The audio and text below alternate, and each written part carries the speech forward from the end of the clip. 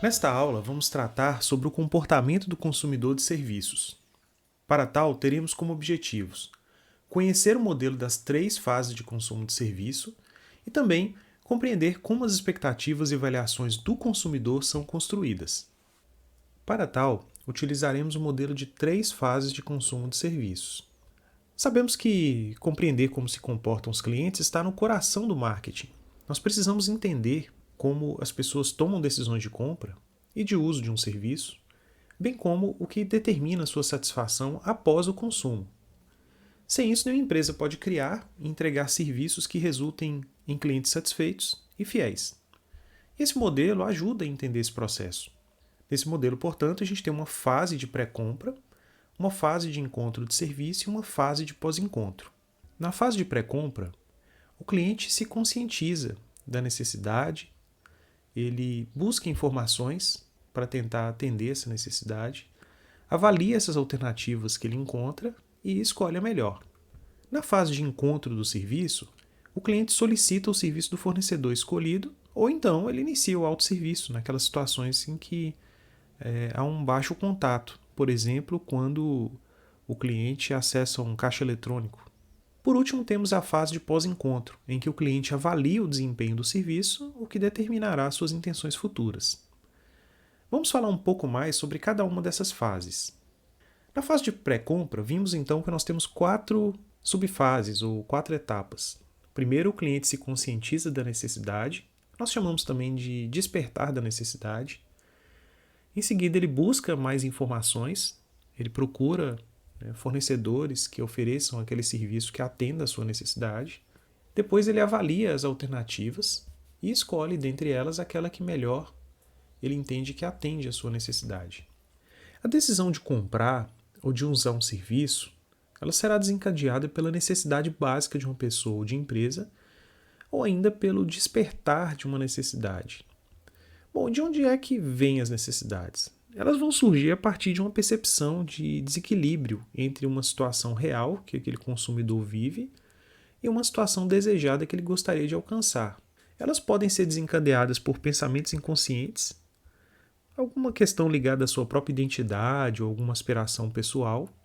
As sensações físicas, fome, medo, podem levar a criar essas necessidades e que vão gerar possivelmente um consumo também de algum produto ou serviço.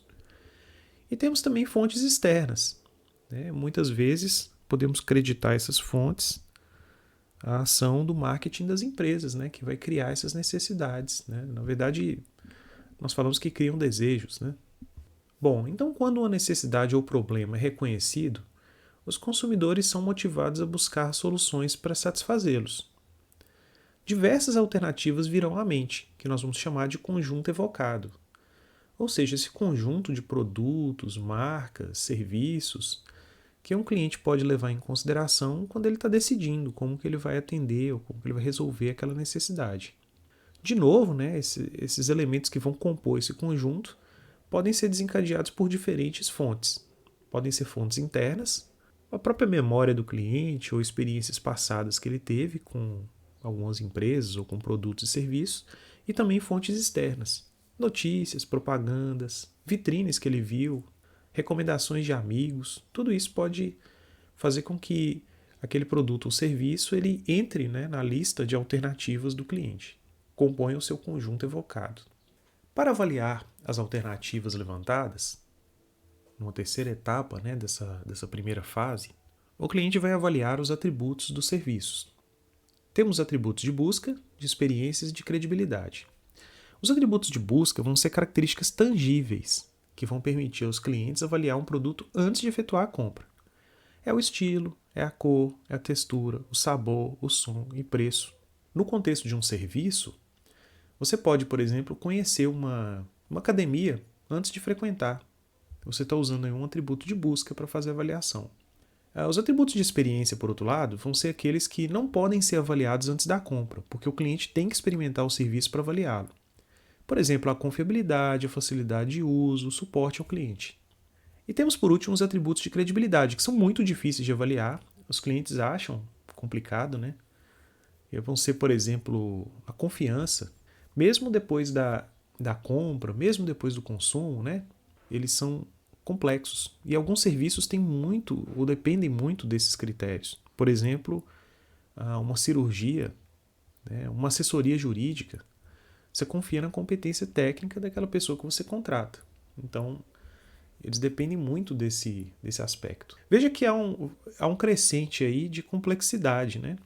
Então, a literatura propõe que a gente possa, né, colocar todos esses produtos, e principalmente serviços, que é o nosso contexto aqui, em um contínuo que vai de uma avaliação mais fácil até uma avaliação mais difícil.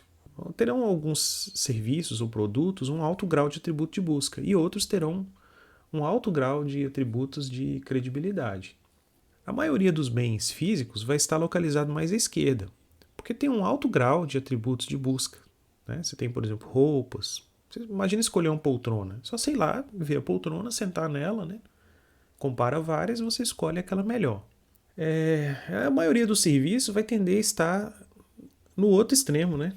Vai estar localizada do centro aí para a direita. Ou seja, vai ter um alto grau provavelmente de atributos de experiência ou de credibilidade. Então isso aumenta a complexidade para avaliação, né? Imagina uma cirurgia complexa aí. Mesmo depois que você fez a cirurgia, você só vai conseguir avaliar se ela é boa com muito tempo depois ou pela confiança que você depositou no cirurgião ou no hospital onde você se operou, né? Por causa dessa natureza, né, de complexidade na avaliação dos serviços, nós temos que considerar também que o nosso consumidor, o nosso cliente do serviço, ele também leva em conta os riscos que ele assume quando ele contrata, né, o serviço. Já que ele só vai conseguir avaliar depois, ele assume um risco. E quanto maior a dificuldade, então, dele avaliar o serviço antes de comprar, mais alto será esse risco percebido associado a essa decisão. Os consumidores eles têm uma aversão ao risco. E a partir de certo grau de risco, né, considerando iguais as condições das outras alternativas, eles vão sempre escolher um serviço que tem o menor risco percebido. E como é que a gente diminui o risco percebido? Ou seja, como é que a gente faz para o cliente escolher a gente, mesmo tendo um risco? A gente precisa primeiro incentivar, né, os clientes a avaliarem previamente o serviço e visitarem as instalações antes da compra. É interessante também nessa mesma linha a gente oferecer uma degustação, né, o cliente poder experimentar uma amostra daquele serviço para ele poder desenvolver essa confiança, né? É importante que a gente apresente evidências coerentes com a proposição de valor da empresa. Muitas vezes, se o problema nosso está mais ligado à questão de confiabilidade, a gente pode apresentar algumas credenciais e usar a própria gestão da percepção do ambiente. Né? Por exemplo, você espera que um hospital seja cuidadoso com a limpeza, né? E que tenha profissionais de boa formação, né? Que sejam bem estudados, pesquisadores, né? Você espera um cirurgião, por exemplo, que tenha experiência.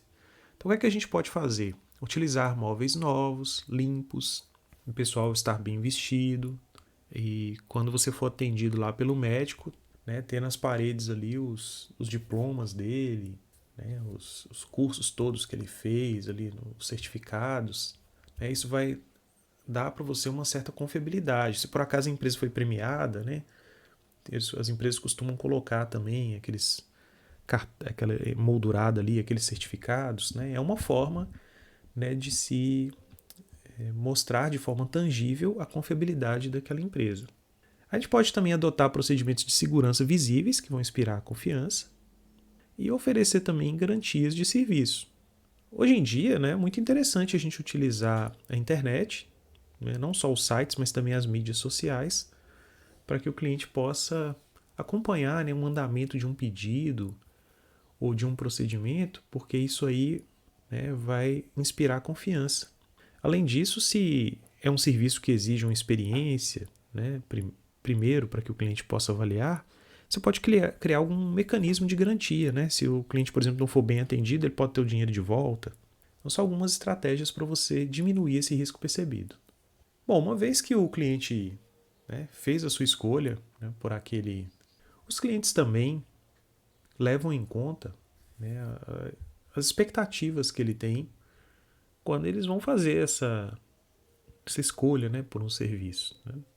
As expectativas deles sobre o que constitui um bom serviço vão variar de uma empresa para outra, também tenderão a variar em relação a provedores de serviços cujos posicionamentos são diferentes em um mesmo setor. Imagine, por exemplo, a expectativa que tem os clientes que vão numa lanchonete e que vão num restaurante mais luxuoso. Atuam no mesmo setor, mas essas empresas gerarão expectativas diferentes nos clientes. A qualidade do serviço percebida vai resultar da comparação dos clientes entre o serviço que eles percebem ter recebido e o serviço que eles esperavam receber. Então a gente tem um modelo muito interessante que nos ajuda a pensar, né, como que essas expectativas são formadas. Nesse modelo aqui, a gente tem, né, lá em cima lá, o serviço desejado. O serviço desejado vai ser o tipo de serviço que os clientes esperam receber em um nível ideal. O que eu queria era isso. O que eu queria, né, que vai estar nesse serviço desejado, vai ser composto pelas necessidades pessoais, a crença sobre o que a empresa dá conta mesmo de fazer, e também o que o cliente ouviu em termos de promessas de serviços explícitas, está lá na propaganda da empresa, aquelas que ele internalizou, que ele associou com as suas experiências também individuais, o boca a boca, o que ele ouviu dos amigos, dos familiares e alguma experiência anterior também que ele teve com o serviço. Então isso aí tudo vai compor, né, o que ele entende como serviço desejado. A partir também dessas promessas de serviço, do que ele escuta, né, de amigos, da experiência anterior, ele também forma, né, uma percepção do que seria o serviço previsto. Ou seja, é um nível de serviço que ele de fato espera receber. Esse nível de serviço previsto vai definir como que eles avaliam um serviço adequado numa determinada ocasião. Aqui ele já está levando em conta, né, alguns fatores, como, por exemplo, a época do ano. Muitas vezes alguns tipos de negócios são afetados, né, pela sazonalidade, atendem mais pessoas ou menos pessoas, então ele já leva isso em conta. Isso vai dar, então, uma referência para a gente do que é o serviço adequado, ou seja, um nível mínimo de serviço que o cliente vai aceitar sem ficar insatisfeito. Esse serviço adequado ele já vai ser balizado também por alguma alteração de serviço que ele vai perceber lá, né, no momento que ele vai ser atendido, e também fatores situacionais, né, como a gente falou aqui, um exemplo de, né, um caso de sazonalidade que vai afetar, né, o atendimento. Imagina você precisar de um atendimento, por exemplo, de um contador, bem na época que ele está fazendo imposto de renda de todo mundo. Então ele não vai conseguir atender do mesmo jeito. Né? Você comprar um ovo de Páscoa lá no dia da Páscoa, né? Então você já espera que a loja vai ter uma sobrecarga de pessoas comprando, né? Vai ter fila. Então a gente tem essa questão que a gente vai levar em conta quando a gente avalia. Então olha que interessante, né? Nós vamos ter o serviço desejado definindo, né, o ideal que a gente espera como clientes e o serviço adequado definindo o mínimo, né, aceitável. No meio, então, a gente teria o que a gente chama de zona de tolerância. A zona de tolerância vai ser uma proporção de variação que os clientes estão dispostos a aceitar no serviço. Ou seja, vai ser um intervalo entre o nível mínimo adequado e o nível máximo desejado pelo cliente. Então precisamos estar atentos para que a gente consiga, né, atender essas expectativas que ele tem.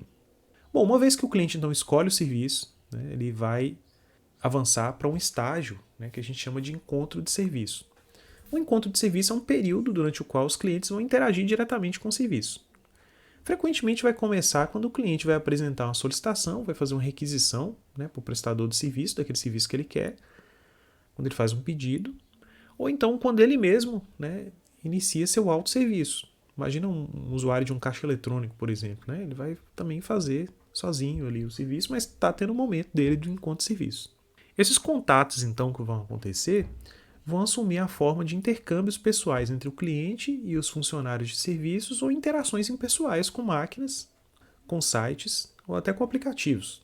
Durante a entrega do serviço, muitos clientes já começam a avaliar a qualidade do serviço que estão recebendo e decidem se atendem ou não às suas expectativas.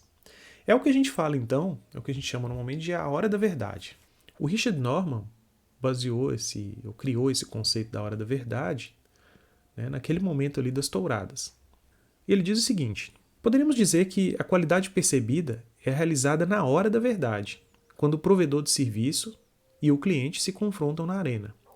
Naquele instante, eles estão inteiramente por conta própria.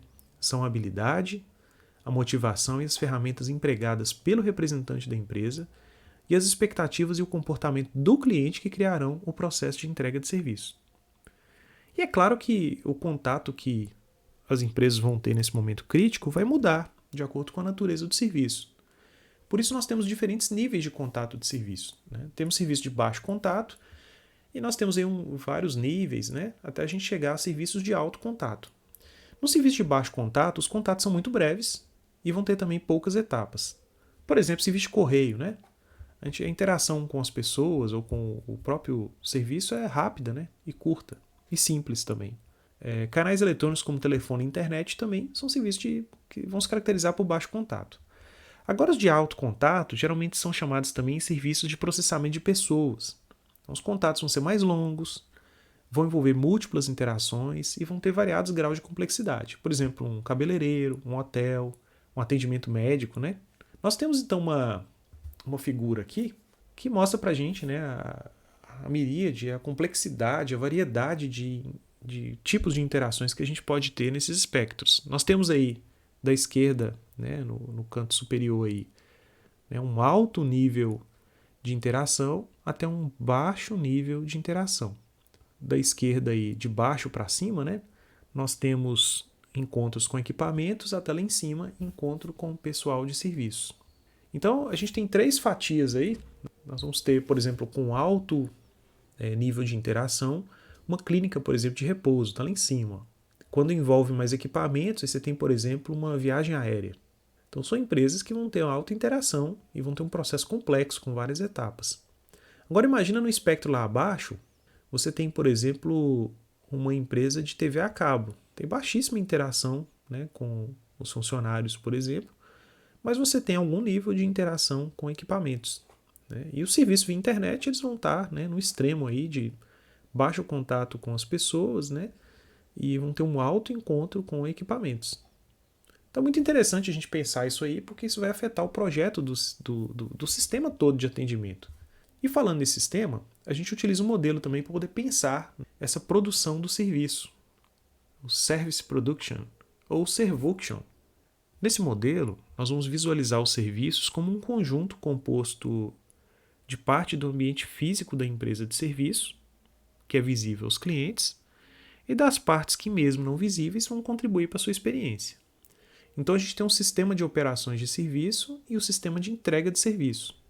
No sistema de operações de serviço, nós vamos ter o núcleo técnico, onde os insumos são processados e os elementos do serviço são criados. Ele costuma ocorrer nos bastidores, né? E é normalmente invisível ao cliente, mas tem forte relação com a qualidade, claro, do atendimento, né? Bom, na área visível, nós temos o sistema de entrega de serviço, e vamos dizer que é onde a montagem final ocorre. O produto ele é entregue ao cliente, ou o serviço é entregue ao cliente prestado para ele. Ele vai incluir essa parte visível do sistema. Então você tem as instalações, equipamentos, né, que é o ambiente inanimado, e também o pessoal de contato. São as pessoas que vão, né, interagir diretamente com o cliente, vão atendê-lo. E além do próprio cliente, aqui como exemplo nós estamos utilizando aqui um cliente A que está interagindo com esses equipamentos e com as pessoas, nós temos também os outros clientes, né? Então o cliente também vai interagir com os outros. Ele também faz parte, né, desse sistema de entrega do serviço. A parcela visível, né, que vai compor esse cenário, né, essa área toda aqui, ela vai variar de acordo com o nível de contato que o serviço tem, que a gente já definiu aqui, nós já falamos. Bom, se o cliente faz parte, então, do sistema de entrega de serviço, é fundamental que a gente eduque os clientes, né? Os clientes eles vão ser considerados, né, num serviço bem projetado como coprodutores também.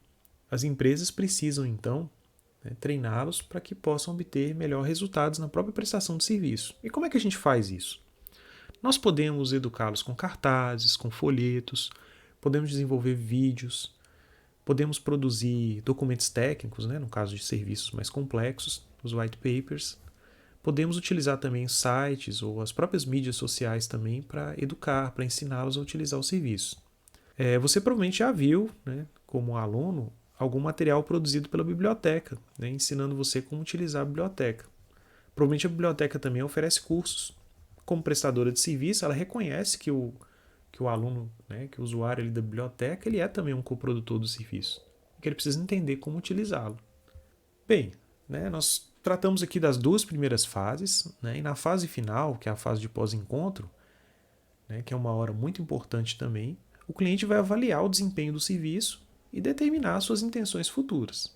Ele vai avaliar, portanto, a sua satisfação. A satisfação vai ser um julgamento mais voltado à atitude e em seguida ao ato da compra, né, e provavelmente uma série de interações do consumidor com o serviço que acontecerão futuramente. Ela pode ser definida como uma avaliação atitudinal, que vai se seguir, portanto, a uma experiência de consumo. Nós podemos ter três avaliações possíveis, que vão ir também no espectro, né, de uma não confirmação negativa até uma confirmação. A não confirmação negativa vai acontecer se o serviço foi pior do que ele esperava. Então a gente precisa construir expectativas realistas para evitar essa pior situação. E também prestar o serviço no nível que ele espera, claro. Em segundo lugar, a gente tem uma não confirmação positiva, se o serviço foi melhor do que o esperado. E por último, nós temos uma confirmação, né, quando o serviço ocorre do jeito que era esperado. Se a gente consegue superar o que ele esperava, aí nós temos uma situação fantástica, que é a situação de encantar o cliente, que é a que a gente precisa buscar hoje em dia. Essa situação vai ocorrer quando uma confirmação não positiva, ou seja, você consegue superar e ir além do que o esperado, é acompanhado por prazer e surpresa. O resultado fica muito acima da zona de tolerância. Caminha lá para o ideal, né, que o cliente construiu. Então é a que a gente precisa buscar. Muito bem, esperamos então que nessa discussão sobre o comportamento do cliente tenha ficado claro para você, né, quais são as três fases de consumo do serviço e que você também tenha entendido como as expectativas e avaliação do consumidor são construídas. Estamos à disposição para atendê-lo, caso você tenha dúvidas. Bons estudos!